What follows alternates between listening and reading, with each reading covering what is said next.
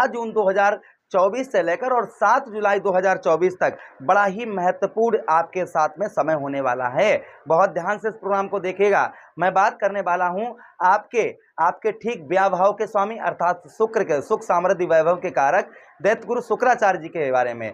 शुक्राचार्य जी आपके 2 भाव के स्वामी बनते हैं। एक तो आपके ब्याह भाव अर्थात आपके 12वें भाव के स्वामी बनते हैं और साथ ही साथ में आपके पंचम भाव के स्वामी बनते हैं अर्थात आपके बुद्धि के स्वामी बनते हैं।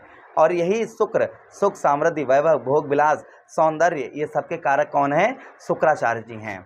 इनका राशि परिवर्तन हो रहा है। हमने आपको समय बताया 12 जून से लेकर और 7 जुलाई तक आपके कहां पर रहेंगे? आपके लगन भाव पर रहेंगे। और लगन भाव पर इनका प्रभाव क्या रहेगा, इसी बात की हम विशेष चर्चा इस प्रोग्राम में करेंगे। नमस्कार, मैं ज्योतिष आचार्य शिवराज शास्त्री आप लोगों का हार्दिक स्वागत कर रहा हूं। अगर आप अपनी कुंडली का विश्लेषण एनालाइज विस्तार पूर्वक अच्छी तरीके से अनलिमिटेड समय A to Z जो भी आपके क्वेश्चन है सभी क्वेश्चनों का आंसर चाहते हैं तो आप अवश्य अपनी कुंडली का विश्लेषण करवा सकते हैं। चलिए प्रोग्राम में आगे बढ़ते हैं और समझने का प्रयास करते हैं। एक लाइक कर दीजिएगा, चैनल को सब्सक्राइब अवश्य कर लीजिएगा, विनती है हमारी। चलिए प्रोग्राम को आगे प्रारंभ करते हैं और समझने का प्रयास करते हैं। लगन भाव पर यहाँ पर विद्वान प्रवृत्ति, आपकी विद्वान प्रवृत्ति तो आप समझते ही होंगे कि कोई भी काम करेंगे उसे बड़ा सोच समझ कर करेंगे। जो भी डिसीजन लेंगे वह डिसीजन आपकी बड़ी महत्वपूर्ण होगी। विद्वान प्रवृत्ति सोचने समझने वाला, यानी कि छोटी छोटी चीज़ों का बहुत बारीकी तरीके से समझेंगे। दूसरी चीज़ यहाँ पर क्या है? यहाँ पर सत्संगी, यानी कि सत्संग में धर्म के कार्यों में आपका मन बहुत अच्छा लगेगा।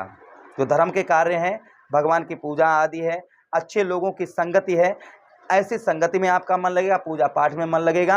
और साथ ही साथ में आपको बताते चलें कि विद्वान प्रवृत्ति सत्संगी यहाँ पर आपको शुक्र लगन भाव में आपके बनाएंगे।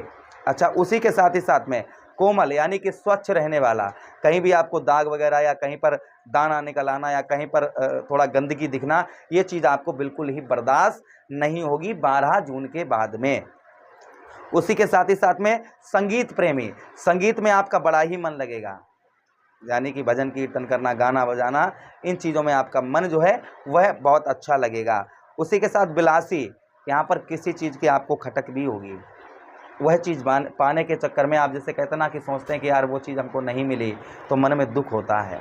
इसी प्रकार का थोड़ा बहुत आपके अंदर दुख देखा जाएगा, कोई चीज़ ना मिलने के कारण थोड़ा सा माइंड आपका उधर भी रहेगा। अच्छा, उसी के साथ ही साथ आगे हम बात करते हैं कि कोमल स्वभाव, यानी कि दूसरे का भला ज़्यादा सोचेंगे, दूसरे को खुश करने का प्रयास करेंगे। यहाँ पर दूसरे के बारे में हित की बात आप करेंगे।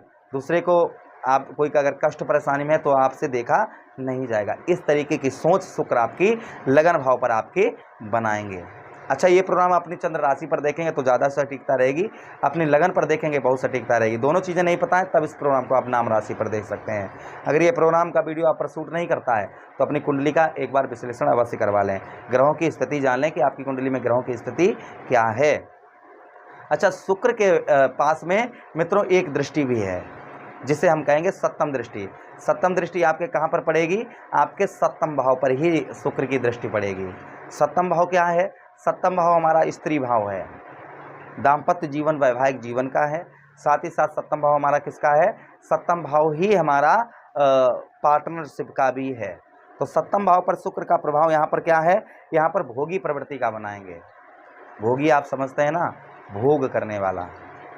अब वो किसी चीज़ का भोग हो सकता है, यहाँ पर भोग आपका भोगी प्रवृत्ति का बनाएंगे। आपको भोग आपका जैसे कोई चीज़ भोग करना, उसे जैसे भोजन है ना खाना, इस तरीके से भोग करना किसी चीज़ का, यहाँ पर भोगी प्रवृत्ति बनाएंगे। और साथ ही साथ में आपको बताते चलें विलासी भी आपको बनाएंगे। विलास करना, उस चीज़ को सोचना समझना, ज़्यादा सोचना, ऐसा कुछ यहाँ पर आपकी बुद्धि थोड़ी सी देखी जाएगी। अच्छा, उसी के साथ ही साथ आगे हम बात करते हैं सप्तम भाव पर। यहाँ पर आपको संगीत, यहाँ पर भी आपको संगीत प्रेमी यहाँ पर बनाएंगे। ऐश्वर्यजनक जीवन, यानी कि आराम से, जैसे काफ़ी लोग होते हैं ना, बैठते हैं कि छोड़ो यार खाने को तो मिल ही रहा है, क्यों काम करें हम, इस तरीके की बुद्धि थोड़ी सी आपके लाएंगे। इसलिए अपने काम पर थोड़ा सा आप फोकस बना कर रखें।